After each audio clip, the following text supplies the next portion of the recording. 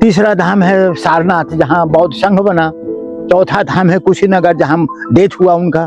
तो 4 धाम पे नहीं बनकर यहाँ क्यों बन गया? कारण था कि बुद्ध के 2 चेला थे नालंदा का, जैसे हम नालंदा के हैं उसी तरह से भगवान बुद्ध के 2 शिष्य थे नालंदा का, और परफेक्ट थे धर्म प्रचार करने में। एक का समाधि सांची स्तूप का नाम सुने हैं सर? सांची यही के थे वो। बुद्ध ने उनको धर्म प्रचार के लिए भेज दिया मध्य प्रदेश, सांची मध्य प्रदेश, वही डेथ हो गया। तो उनके यादगार के लिए सांची स्तूप है। और दूसरा चेला सारिपुत्र थे, उनका समाधि यहाँ दिखाएंगे। तो मेरा कहने का मतलब हुआ कि यदि भगवान बुद्ध के परफेक्ट चेला नालंदा के नहीं होते तो बौद्ध धर्म का शुरुआत नालंदा से नहीं होता। सम्राट अशोक ने शुरुआत किया नालंदा, लेकिन यूनिवर्सिटी पढ़ाई लिखाई से नहीं। एक ही पर्सनालिटी था जो बौद्ध धर्म को राजधर्म मान लिया, वो थे सम्राट अशोक कलिंग विजय के बाद। और इतने राजधर्म को मान लिया, कट्टर थे, बुद्धिस्ट बन गए कि अपनी बेटी संघमित्रा को श्रीलंका भेज दिया, महेंद्र को भी भेजा, और अपने यहाँ आकर के बौद्ध धर्म को प्रचार के लिए एक सेंटर बनाया। तो सम्राट अशोक ने बौद्ध धर्म प्रचार के लिए एक सेंटर बनाया। वो सेंटर का नाम था बौद्ध विहार। वो कहाँ है? वहाँ पे अभी नहीं, वो तो केवल इतिहास है, स्पॉट तो मिला नहीं। बौद्ध विहार बाद ये महाविहार बना, और महाविहार जब विश्व पैमाने पर फैला तो इसका नाम रखा गया नालंदा विश्वविद्यालय। नालंदा को 3 तरह से लोग जानते हैं। अशोक काल में यूनिवर्सिटी नहीं, बौद्ध विहार, बुद्धिस्टों के ठहरने की जगह। कई विहारों को मिलाकर जब पठन पाठन शुरू हुआ तब इसका नाम विहार से हो गया महाविहार गुप्ता काल में। और जब पूरे विश्व पैमाने पर फैला ये नालंदा महाविहार तो इसका तीसरा नाम दिया गया नालंदा विश्वविद्यालय। ये मंदिर है? हाँ देखिए, ये स्तूप के ऊपर मंदिर अभी दिखा है ना, आप तो पीछे रह गए। देखिए गुप्त काल का नीचे स्टेप है, फिर हर्ष काल का है, फिर पाल काल का है। माने जो नीचे था उसी को ऊपर ऊपर, सब एक ही सिस्टम का बना हुआ है। पहले बनाया फिर बेस एक ही वगैरह होते हैं। अगर हिंदू हुआ, इनमें क्या बोला आपने? चिंतन का एक और वर्ड बोला था आपने, मेडिटेशन। मेडिटेशन पे ज्यादा फोकस है। मेडिटेशन फोकस इसलिए था कि नालंदा बौद्ध धर्म का था, और जितने भी पैटर्न थे वो महायानी बुद्धिस्ट हम बोल चुके हैं, यानी जो मूर्ति इसीलिए प्रधानता था यहाँ नालंदा का। महायानी बुद्धिस्टों का नालंदा था। अब एक क्वेश्चन हो रहेगा, आप जाने के लिए होगे कि भाई इसमें सनातन में और बौद्धों में लड़ाई क्यों हुई थी? जो मतलब आप देखोगे जो पुराने मंदिर मिलेंगे 6वीं या 9वीं शताब्दी के, उसमें बौद्ध तो मिल जाएंगे। फिर उसके बाद अगर आप आगे बढ़ोगे 10वीं 11वीं में तो बौद्ध की मूर्तियां सारी गायब हो गई।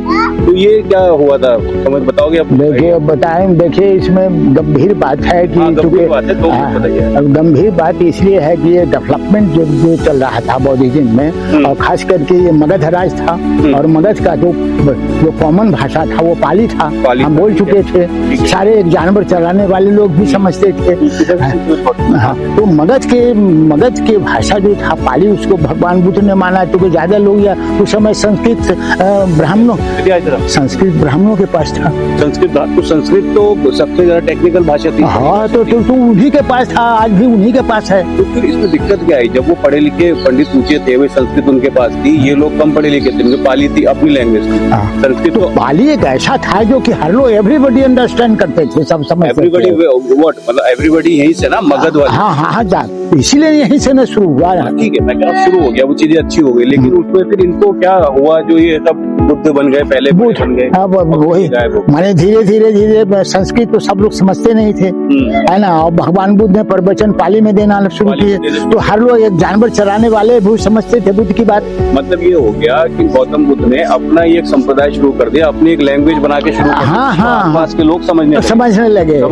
इसीलिए वो अपना जो उनका पहला धर्म था, हिंदू धर्म था, उसको वो भूल के फिर बौद्ध धर्म की तरफ जाने लगे। धीरे धीरे मैं ये नहीं एकदम से हो गया, लेकिन धीरे धीरे टाइम साल लगे होंगे। यही रीजन है और कुछ रीजन लगता है? मेनली यही हालांकि है कि हमारा डिपार्टमेंटल नोटिस ये सब नहीं बोलता, लेकिन ये है कि आसपास के लोग जो सनातन के थे, हिंदू लोग कहलाते थे, उसके मुताबिक ब्राह्मण लोग थे, उन लोग इससे त्रस्त थे कि सारे लोग यहीं से डेवलप बौद्ध धर्म हो रहा है। और भी चीज जो मुझे लगता है, जो फील होता है कि जो हिंदुइज्म था उसमें क्या थी, उसमें क्या बोलते हैं, जोशेबाजी हिंदी में वर्ड बोले तो मतलब ढकोसलेबाजी ज्यादा हो गई, जातिवाद था ना, जातिवाद था, वो इन्होंने आके खत्म कर दिया। हाँ, वो खत्म करके फिर ये सबको एक जगह लिया, तो इसीलिए ना विरोध करने लगे लोग, वही ना, क्योंकि उनका काम चलता था इन सब चीजों से। हाँ, चलता था, करो सब छोड़ो, आप ये करो, आडम्बरवाद, आडम्बरवाद आगे आया ना, जैसे ये बौद्धिज्म का जन्म हुआ, आप यही बोल रहे हो, हमने बोलते हैं इतिहास बोलते हैं। मैं आपसे बात कर रहा हूँ, आप सीनियर हो, आप गाइड हो यहाँ पे, तो पुरानी चीजों को लेके हम लोग बात कर रहे हैं।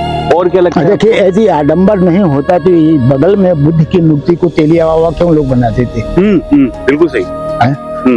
क्यों उसको बुद्ध की मूर्ति है वो तेलिया बाबा बना दिया गया? अभी उसमें क्या, जो मैं देख के आऊंगा वैसे उसको, तेलिया जो स्ट्रक्चर जो है गौतम बुद्ध वाला ही है बिल्कुल। हाँ, क्लियर है, बुद्ध की मूर्ति है, क्लियर है, एकदम क्लियर है। हाँ। लेकिन वो वहाँ जो ब्राह्मण लोग जो लड़ाई लड़ा कि नहीं ये बुद्ध की मूर्ति नहीं है, तो वहाँ ड्यूटी वही रहता है, और जो डोनेशन मांगता है, कुछ टिप्स मांगता है, एक रोजगार बना लिया। ठीक है, हाँ। कहने का मतलब है कि बुद्ध की मूर्ति है, ब्राह्मण लोग इतने इंटेलिजेंट आज भी हैं कि बुद्ध की मूर्ति को तेलिया बाबा बनाकर एक रोजगार खड़ा कर लिया है। वो देखो, ये सब चीजें आप समझो कि जो भी है आपके पंडित लोग ये भी सोचे होंगे कि इसको किसी से रुकवाया नहीं गया, तो कड़क तो होता है नहीं, पंडित लोग कड़क तो था इस्लाम उस समय, तो देखा कि किसी से इसको डिस्टर्ब कराएं, क्योंकि यहाँ था ना, क्योंकि 99% सारे हिंदू बुद्धिस्ट हो जाएगा, तो फिर हमारा कैसे चलेगा? वो होना भी नहीं चाहिए, ये सब बैकग्राउंड है, बैकग्राउंड नहीं एक्चुअल है। देखो, हम क्या बताते हैं, आप ये क्यों बता पा रहे हो पूरा, क्योंकि इसने बनने बिगड़ने में टाइम लिया। अभी आपके सामने जो चीज है उसकी स्टडीज भी आपके पास है, तो अगर वो बर्बाद नहीं होते, इतना बौद्धिज्म खत्म नहीं होता, तो हिंदुइज्म खत्म हो जाता सारा। सही, धीरे से डाउन हो ही रहा था ना, हो ही रहा था, मैं वही बोल रहा हूँ। तो शंकराचार्य जो थे, शंकराचार्य अगेंस्ट थे, इसमें बहुत मठों को उन्होंने डिस्टर्ब किया, तो सारा इतिहास है ये तो। नहीं, ये आपने सही बोला, शंकराचार्य के आने के बाद में शंकराचार्य बने, तभी से ये दोबारा मंदिर जितने भी धाम वगैरह बने, उस टाइम पहले कहाँ थे? गौतम बुद्ध के बाद के बने हैं सब, बाद में से बना है।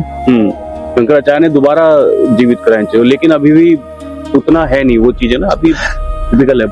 ठीक है सर, अब छोड़िए, अब कहाँ छोड़ना बता, छोड़ के आप छोड़िए, हमको छोड़िएगा जी, वो नहीं है मैडम, देखिए क्या बोल रखते हैं, हम नहीं रखते हैं मोबाइल पर टेंशन है। किसी को हमें यहाँ भेजना है तो हम आपसे कैसे कांटेक्ट कराएंगे? बोल दिया कि सबसे जो पुराना है उसको खोज लीजिए। जी हाँ, सबसे पुराना जो है। चलो आप स्वस्थ रहो, अगली बार हम लोग आएंगे। Thank you. जरा टहलिए ना, और जो फोटो उठो लीजिए ना इधर उधर, और लेकिन I suggest you black Buddha अवश्य देखिए, ब्लैक बुद्धा अवश्य देखिए, और विश कीजिए, हेलो कुछ मांगिए जाकर के, मिलेगा तब ना आइएगा आप। चलिए, बहुत अच्छा लगा, केदार प्रसाद जी थे हमारे साथ में, थैंक यू सर, कि इन्होंने सारा बताया, अच्छी खासी बहुत नॉलेज है, और सबसे ओल्डेस्ट बोला जाता है यहाँ पे, तो पुराने गाइड है। आप तो पुराना है केदार? नहीं, अब तो अभी तो नहीं है, मतलब अभी हायर आप बैठे तो अच्छा बताया इन्होंने, हालांकि हमारा इतना इंटरेक्शन नहीं हुआ इनसे, हमें ना नॉलेज थी, लेकिन बताया अच्छा, कई बहुत चीजों ने ऐसी बताई कि हमें किताबों क्या कोई बता नहीं सकता था।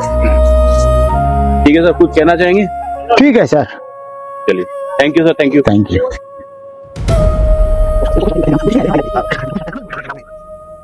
Thank you madam, thank you. याद रखिएगा, फिर आइएगा, अबर वही ब्लैक बुद्धा गांव का हम है। अरे आप हमारे पेरेंट्स आएंगे तो घुमा देंगे। हम तो मोबाइल रखते नहीं।